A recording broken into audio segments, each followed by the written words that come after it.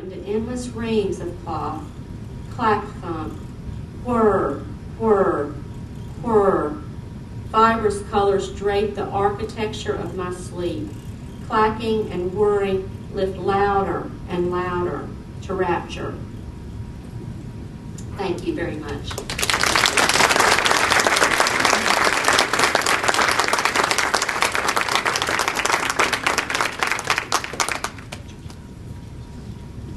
Our next speaker is Glenn Deck. He is currently serving as Vice President of the Historic Jamestown Society, which is a nonprofit organization located on the Mendenhall Plantation site, which is a Quaker plantation from the 19th century known for its anti-slavery and pacifist views. The Historic Society is an integral part of preserving the culture and architecture of historic Jamestown, North Carolina. Glenn leads the committee that has secured funding, they've written grants, and collected the stories of the Oakdale Cotton Mill of Jamestown.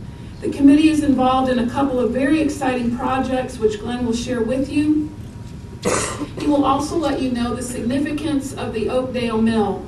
Glenn? Thank you, Julie. Joanne, what type wine did you say you had? It was something Sandy bought me. She'll have to tell you. Pinot? Well, for Cannot. Pinot, yeah. Well, for the senior citizens as myself, they've developed one that's called Pinot Noir. You might want to check that out. And when you started talking about religion, you kind of stepped into my territory briefly. By the way, my background, I'm retired now, but she mentioned nonprofit, and it seemed I spent most of my working life as nonprofit, not by design. I started out, I know a lot about textiles, and ended up involved with making the ladies' pantyhose. We used to ship 100,000 dozen a week just to break even, and I made a real logical switch. I went from there to contract food service and spent 35 years in that, so go figure. How many in here are familiar with or have heard of Bones McKinney? Yeah, he carried Little Wake Forest at the time, in 1961, I believe, to the national championship. But I had the opportunity to work with Bones for several years and shared. I've got to tell you this story since we're talking about religion. When he was coaching at Wake Forest, he used to go to Centenary Methodist Church, and Dr. Mark Delp was the minister there, and Bones had gotten whacked one night before. He wasn't in a basketball game. He wasn't in a very good mood. So he's up in the balcony, and Dr. Delp looked up and saw Bones, says, "Bones, would you please lead us in the Lord's Prayer?" Bones said he stood up and said, "The only thing I can think of is now lay me down to sleep." But he thought of it and carried him right through. And he told the other story about a little holiness church outside the skirts of Durham, North Carolina, where Bones grew up. And the lady of the evening was walking down the street, and she heard all this commotion, and she wanted to go in and find out what was going on. So she walked in, and the preacher was going strong. And she looked for a place to be seated, and there was nothing downstairs, so she went up in the balcony, and it was filled also. And the minister was going strong. The more he preached, the more she felt like he was talking to her. And she was kind of leaning over the balcony, and there was a rail there, and she started squirming around, and she flipped right over. And when she did, she grabbed hold of the rail, but unfortunately a nail caught her dress and pulled it up above her head. And the minister, being quick on his feet, said, "Any man that looketh up shall go blind." The old deacon on the front row says, "I'm going to take a chance on one eye." You're getting more than you asked for, Julie. I appreciate the opportunity to be here tonight as a small part of the program on Mill Voices. And Julie mentioned diverse and talented. I fall in the diverse group, not the talented group. But, anyhow, I want to share with you some information about a document, the DVD that we did on Oakdale cotton mills. But before we do that, before I talk about that, well, first of all, the Historic Society of Jamestown sponsored the project. And I would like to acknowledge, although they're not here tonight, but the dedicated efforts of Dr. Mary Dalton, Mary Browning, who's a local author. She has written articles for the Greensboro News and Record, and Pat Kohler, who is becoming an author in her own rights, and for the many hours that they spent helping put this together. And we decided to name this documentary the title of Oakdale Cotton Mill, Close-Knit Neighbors.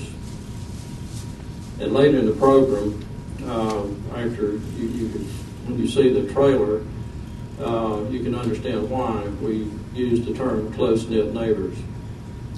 But before we look at this, I'd like to share with you some significant dates as it relates to Oakdale Cotton Mills.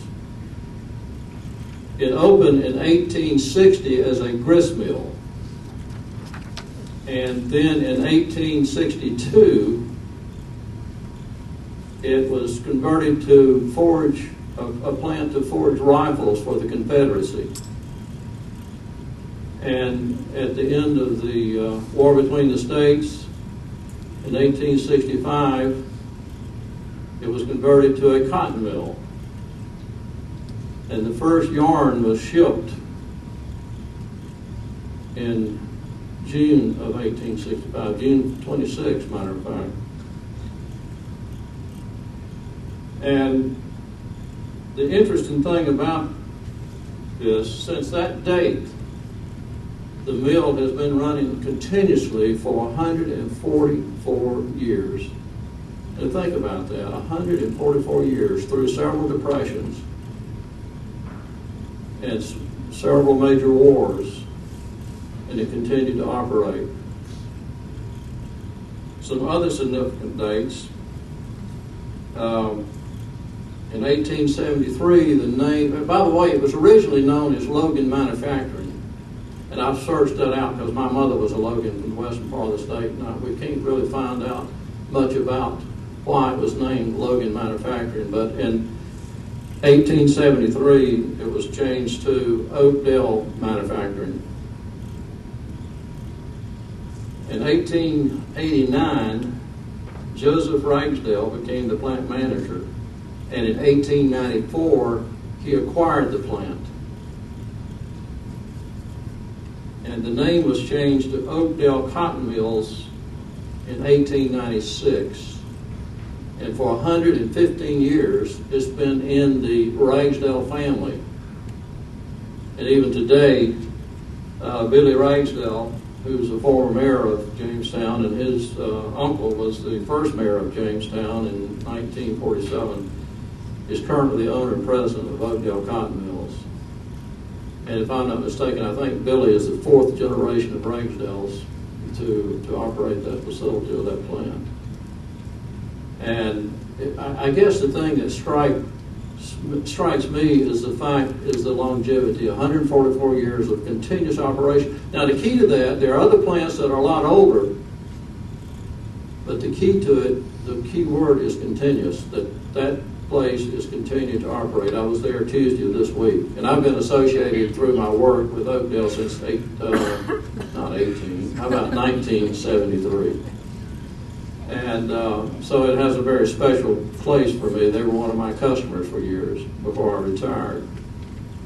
But at this point, I've got a little 2-minute trailer. Well, first of all, I'd like to comment on this. We spent about 50 hours of filming to put this thing together because we wanted to capture much of the treasured past as much as possible, as told to us by employees, and some of these people that we interviewed were in their 60s, 70s, and 80s. Their parents had worked at Oakdale, and their grandparents had worked at Oakdale. So we felt like we were able to capture as much as we could. Now, this 2-minute trailer is not going to have sound. It's got sound, but if I told you why, you wouldn't believe me. So, Tom, if you'll tell them why we're not going to be able to have sound. It won't project to where you can really hear it off this laptop. But he also told me because of the high quality of the sound that was involved in this documentary that it is designed to go on, major sound equipment. But anyhow, I'm going to attempt just to make a few comments as you view this 2-minute stretch here. This is Billy Ragsdale, and what he's saying is that people, they work together. The people don't work for him, they work together. And he says, although there's not much money being made now, they don't give any raises, but at the end of the year, they try to share it with the as much as they can with the people. And this is depicting the close-knit neighborhood, or neighbors, going from one house to the other. And that's obviously is just some of what they do there now. They process the cotton. This is Phil Clodfeather. His picture was on the front of today's News and Record. I went down with Jerry from the News and Record this past Tuesday, and he interviewed. This is Jeff Johnson. He came to work at 16, and she came to work at 16. Jeff's been there 32 years, and the lady you saw there has been there about 38 years, I believe. And Phil, I believe, is going into his 32nd year there. And that's one of our historic, one of our projects that we put signs up for the historical sites in the Jamestown area. And again, you're looking at some of the processing of yarn. And that's the mill village. The village still exists today, but most of the homes are owned by individuals that formerly worked there. I think the Ragsdales may still own a few of the houses there.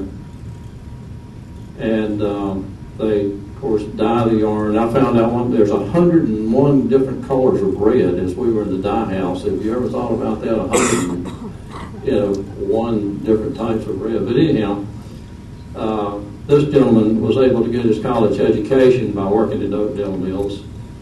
And that's a nostalgic scene with the snow. And, of course, again, just their yarn. And that concludes the total timing on this documentary will be about 28 minutes, so you can understand there's a lot of editing and that had to go into the documentary. And the background music, I wish we could have heard it. It's kind of a bluegrass background, but we were going to use "I'll Fly Away," but we came across some rights to the song. We couldn't do that. So Bob Costner of Carolina News Network is putting together the background music for us. So anyhow, I appreciate your time, and I look forward. It's going to be sometime in May. We hope to have this thing completed. They're making some adjustments on the color. And in the back there, where Joanne is sitting now, I left a little sheet. If you think you would be interested, these DVDs will sell for $10 plus a little bit for handling and postage. If you would like, leave me your name and your phone number, or if you like, your email. I promise it will not be used for anything other than for this. And when it is available, I'll get in touch with you and let you know. And if you would be interested, then I will get your mailing address and send it to you. And thank you very much.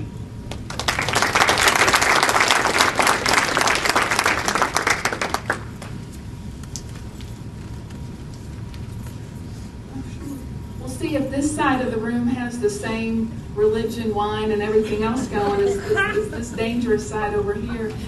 Ann Hobgood is a Glencoe Mill Village resident, and she's a volunteer with a Textile Heritage Museum located in Glencoe.